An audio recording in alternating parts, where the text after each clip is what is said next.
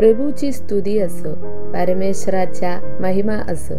माहिनेमच्या voice of नेशन्समध्ये आपणा सर्वांचं स्वागत आणि लवकर येण्या प्रभू येशू ख्रिस्ताच्या नावाने माझा प्रेमळ सलाम. पहिला शमूएल पहिलामध्ये एफ्रेम वंशातील एल्कानाच्या कुटुंबाचे वर्णन आहे. एल्कानाच्या 2 पत्नी होत्या, हन्ना आणि पेनिन्ना. पेनिन्नाला मुले होती, पण हन्ना निपुत्रिक होती.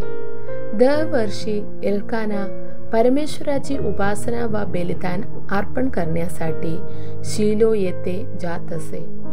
हन्ना जेव्हा मंदिरात जात असे तेव्हा पेनिन्ना तिला मूल नसल्यामुळे टोमणे मारत असे आणि अपमान करीत असे. सुरुवातीला हन्नाने हे फारसे गंभीरपणे घेतले नसावे, कारण तिचा नवरा तिला खूप प्रेम करीत असे आणि तिला कधीही दोष देत नसे. पण जेव्हा पेनिन्ना वाऱ्यावर तिला चिडवू लागली तेव्हा हन्ना खूप दुःखी झाली. ती रडू लागली.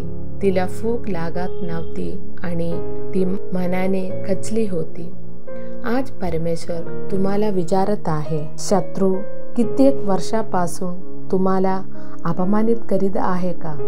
लोक तुमच्या उणीवा दाखवून तुम्हाला हसवत आहेत का? तुम्ही निराश आहात का?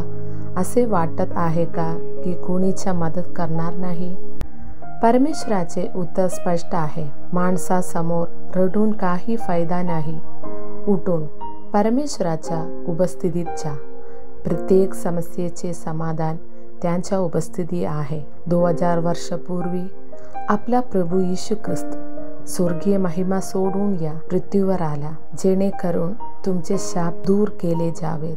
त्याने तुमचे आसू पुसण्यासाठी क्रूसावर आपले रक्त सांडले. त्याने तुमच्या पराजयाला विजयामध्ये बदलण्यासाठी दुःख सहन केले.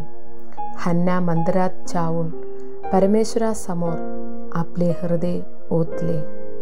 परमेश्वराने तिची प्रार्थना ऐकली आणि तिला शमूएल नावाचा एक महान संदेष्टा दिला. त्याने दानपासून बेर्शेबापर्यंत संपूर्ण इस्रायलावर न्याय केला.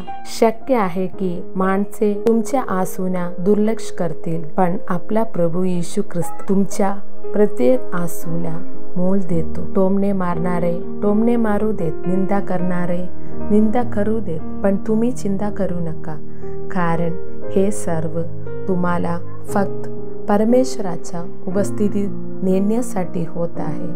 हे तुम्हाला असामान्य प्रार्थना स्तरावर पोहोचवण्यासाठी होत आहे. हे तुम्हाला परमेश्वराच्या अद्भुत योजनामध्ये प्रवेश मिळवून देण्यासाठी होत आहे.